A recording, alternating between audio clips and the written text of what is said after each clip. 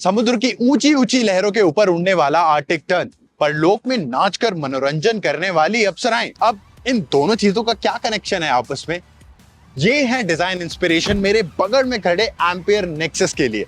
नमस्कार दोस्तों, मेरा नाम है करण। स्वागत करता हूं जागरण हाईटेक के एक लेटेस्ट वीडियो में। हम आपको कई सारे इलेक्ट्रिक व्हीकल्स दिखाते हैं and same is the case today, but उनकी सबसे बड़ी प्रॉब्लम होती है रेंज एंजाइटी। तो आज हम यही टेस्ट करने वाले हैं, क्या एम्पियर का नेक्सस अपनी क्लेम्ड 136 किलोमीटर की रेंज को अचीव कर पाएगा। शुरुआत में मैंने आपको दो डिजाइन रेफरेंसेस दी थी और उनका इस्तेमाल इसके डिजाइन में भर भर के किया गया है। अगर मैं साइड पैनल की बात करूं तो ये लगता है किसी अप्सरा के सच में किसी अप्सरा के स्कल्पचर की तरह लगता है। इस साइड पैनल को देखिए, उसका डिजाइन भी अप्सरा से इंस्पायर्ड है। चाहे मैं मडगार्ड की बात करूं, सामने के जो डे टाइम रनिंग लैंप्स हैं उनका डिजाइन आर्टिक टर्न के पंखों से इंस्पायर्ड है। नीचे के फ्लोर बोर्ड पर जो मैट लगा हुआ है उसमें भी आपको एक आर्टिक टर्न के फेदर वाला डिजाइन देखने को मिल जाएगा। पूरा स्कूटर प्लास्टिक बॉडी है क्योंकि वेट को मिनिमल रखना था। ऑब्वियसली इलेक्ट्रिक स्कूटर है। फिट, फील, फिनिश और क्वालिटी की मैं बात करूं तो ऐसा लगता है इसे मानो किसी लेगेसी मैन्युफैक्चरर ने बनाया हो, जैसे कि होंडा, हीरो या फिर किसी जापानीज मैन्युफैक्चरर ने, क्योंकि इनके पैनल गैप्स आपको बिल्कुल देखने को नहीं मिलेंगे एम्पियर के नेक्सस में, जो कि बहुत रेयर है। जिस तरह की क्वालिटीज हम ईवी स्कूटर्स में अभी देख रहे हैं उनसे मैं कहूंगा कि ये एक नॉच ऊपर है।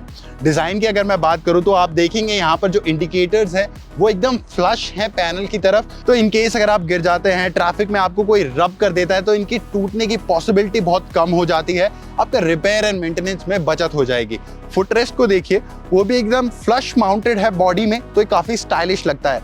लेकिन इसका सबसे यूनिक डिजाइन फीचर जो मुझे सबसे ज्यादा पसंद आया, नीचे की तरफ आप यहाँ कुछ वेंट्स देखेंगे जो बॉडी में ट्रैवल करते हुए बैटरी को ठंडा करते हैं, और पीछे आपको एग्जिट दी हुई है जहां से गर्म हवा बाहर निकल जाएगी।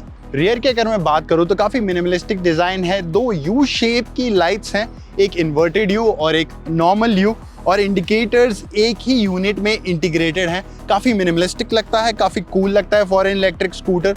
और ओवरऑल डिजाइन की अगर मैं बात करूं तो हम ये देख पाएंगे कि एम्पियर के नेक्सस में फंक्शन ओवर फॉर्म को ज्यादा तवज्जो दी गई है, यानी कि उसे सिर्फ सुंदर नहीं बनाया गया। एक दूसरी चीज जो मुझे एम्पियर के नेक्सस की बहुत ही अच्छी लगी वो है इसके बटन्स या कहीं कंट्रोल्स। ऐसा लगता है ये स्टीयरिंग माउंटेड कंट्रोल्स है। पियानो ब्लैक फिनिश में आते हैं और ये आपको काफी प्रीमियम फील देंगे। मैंने काफ़ी सारे इलेक्ट्रिक स्कूटर चलाए हैं, महंगे से महंगे इलेक्ट्रिक व्हीकल चलाए हैं, लेकिन मुझे ऐसी चीज़ उनमें अब भी देखने को नहीं मिली। तो आप कह सकते हैं कि एम्पियर ने पूरा पैसे वसूल वाली फीलिंग आपको देने वाला है। इसकी सीट काफ़ी बड़ी है, काफ़ी कुशनिंग है इस सीट में। मैंने इसे लगभग 80 किलोमीटर चलाया आज के दिन और मैं कह सकता हूं कि ये मुझे काफ़ी कंफर्टेबल लगा राइडिंग पोजीशन के हिसाब से। और मेरी बैग भी अभी तक सही सलामत है। ऐसा इसलिए कह रहा हूं क्योंकि मैंने कुछ ऐसे स्कूटर्स चलाए हैं जिन्हें 20 से 25 किलोमीटर चलाने के बाद आप उनसे हटना ही प्रेफर करेंगे। अब मैं इसकी सीट खोल के आपको दिखाता हूँ। वही फंक्शनैलिटी जो आपको काफ़ी सारे स्कूटर्स में दिखती है। की होल को ऑपोजिट में टर्न करिए और आपकी सीट ओपन हो जाएगी। नीचे की तरफ मैं देखूंगा तो मुझे एक और ईस्टर एग मिलेगा। यहाँ पर भी एक आर्टिक टर्न बना हुआ है। डिजाइन इन इंडिया का मॉनिकर भी आपको यहाँ पर देखने को मिल जाएगा। प्लस यहाँ पर आपको एक लाइट भी मिल जाती है। अंधेरे में आपको सामान एक्सेस करना है, आप इसमें एक इजीली फुल फेस हेलमेट को स्टोर कर सकते हैं, लेकिन उसके बाद इसमें और कोई सामान नहीं आएगा। इंडिकेटर्स के बारे में मैंने बताया कि किस तरीके से वो फ्लश माउंटेड है, plus they are auto cut, यानी इंडिकेटर देने के बाद आप जब टर्न लेंगे डायरेक्शन का तो ये ऑटोमेटिकली ऑफ हो जाएंगे, जिन्हें ऑफ करना हम कई बार भूल जाते हैं। प्लस आपको इसमें हजार्ड लैम्प की फंक्शनैलिटी भी मिल जाती है। फ्रंट की अगर मैं बात करूं तो आपको मिलता है 12 इंच का alloy wheel with 90 section tyre, disc brake और टेलीस्कोपिक सस्पेंशन। अगर मैं रियर की बात करूं तो आपको वहां मिलते हैं ड्रम ब्रेक्स, अगेन 12 इंच का एलॉय और 90 सेक्शन का टायर। एम्पियर कहता है कि इसका फ्रेम यानी इसका एक्सोस्केलेटन 4 गुना मजबूत है दूसरे स्कूटर्स के मुकाबले। अब डेफिनेटली अगर आप इतनी भारी बैटरी कैरी कर रहे हैं तो उसका मजबूत होना ज़रूरी है। और बैटरी की ही अगर मैं बात करूं तो ये IP67 रेटेड है।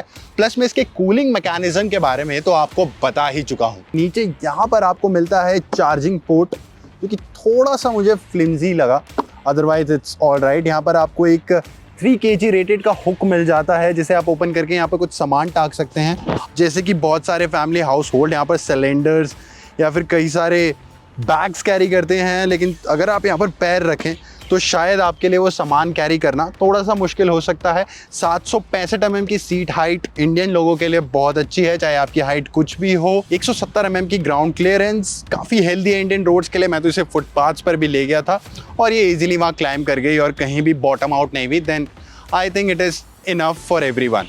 बैटरी की अगर मैं बात करूं तो इसमें मिलती है आपको 3 किलोवाट आवर का बैटरी पैक, जो कि इलेक्ट्रिक मोटर के साथ प्रोड्यूस करता है 4 किलोवाट की पीक पावर।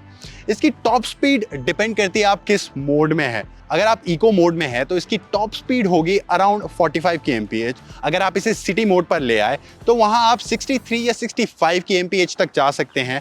और जो इसका बूस्ट मोड है या पावर मोड की मैं बात करूं तो वहां आपको टॉप स्पीड मिल जाएगी 93 kmph की। रेंज की अगर मैं बात करूं, जिसका आज हम टेस्ट भी कर रहे हैं, तो इसकी क्लेम्ड रेंज है 136 किलोमीटर, लेकिन रियल रेंज में बताऊं तो वो अराउंड 110 किलोमीटर्स आएगी। वो शायद आप तब ही अचीव कर पाएं जब आप इसे इको मोड में चलाएं। ज्यादातर सिटी रोड्स पर 45 kmph की टॉप स्पीड मुझे काफी लगी, लेकिन मुझे कई बार चौड़ी सड़कें हैं या फिर कह लीजिए हाईवेज हैं, वहां मुझे इसे सिटी मोड पे इसे शिफ्ट करना पड़ा या बूस्ट मोड पे, और उसकी वजह से मेरी रेंज काफी घटने लगी। जैसा कि आपने बहुत सारे इलेक्ट्रिक टू व्हीलर्स में भी देखा होगा, एम्पियर के नेक्सस में भी आपको मिल जाता है रिवर्स मोड। जैसे एक बटन प्रेस कीजिए, एक्सेलरेटर को घुमाइए और ये पीछे जाने लगेगा। लेकिन इसकी प्रॉब्लम यह है कि आपको रिवर्स का बटन दबाए रखना पड़ता है। जैसे ही आपने इसे छोड़ा एंड ये नॉर्मल आगे की तरफ बढ़ने लगेगा। अब बात कर लेते हैं इलेक्ट्रिक व्हीकल से जुड़ी एक और इंपॉर्टेंट चीज, यानी कि चार्जिंग टाइम। जो स्टैंडर्ड चार्जर है 15 एम्पियर का, इसे फुल्ली चार्ज करने में लगा देगा लगभग 3.5 घंटे, लेकिन आपको एक ऑप्शनल चार्जर भी मिल जाता है 25 एम्पियर का, जो इसे लगभग 1.5 घंटे में फुल्ली चार्ज कर देगा। आपको 7 इंच की TFT टच स्क्रीन मिलती है, टॉप मॉडल जिसे कि ST कहते हैं। इसके अलावा एक बेस मॉडल भी आपको मिलता है जिसमें आपको टच स्क्रीन नहीं मिलती, वो एक LCD स्क्रीन है, और उसमें आपको कनेक्टेड फीचर्स भी नहीं मिलेंगे जो आपको ST में मिलेंगे, यानी कि वाईफाई और ब्लूटूथ कनेक्टिविटी। आप कॉल्स पिक कर सकते हैं, आप मैसेजेस देख सकते हैं, आप गाने भी बदल सकते हैं, आप अपनी डेस्टिनेशन को पूरी स्क्रीन पर नेविगेट भी कर सकते हैं।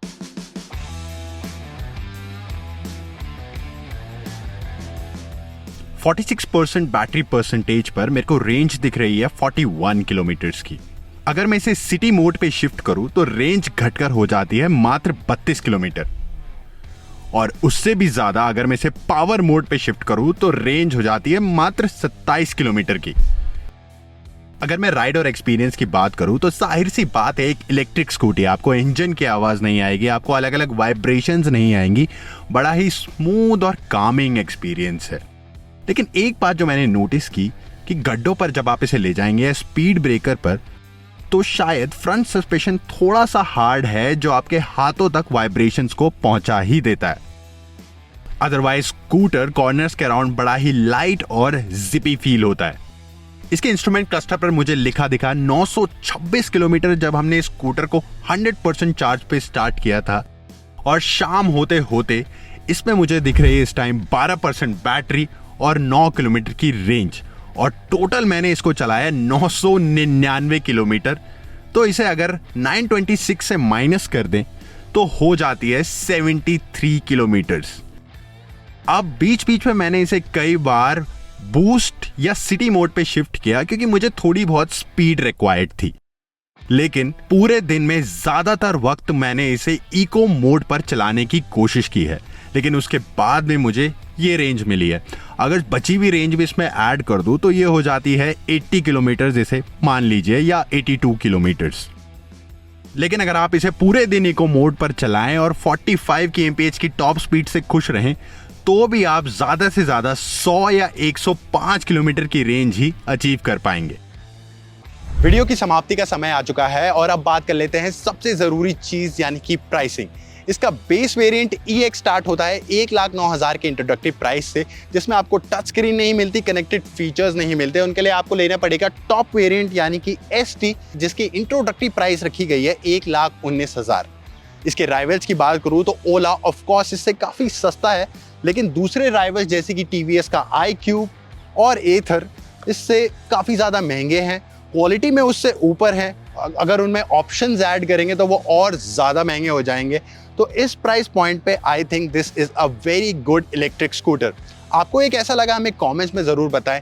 इस वीडियो को लाइक और शेयर करें और जागरण हाईटेक को ज़रूर सब्सक्राइब करें।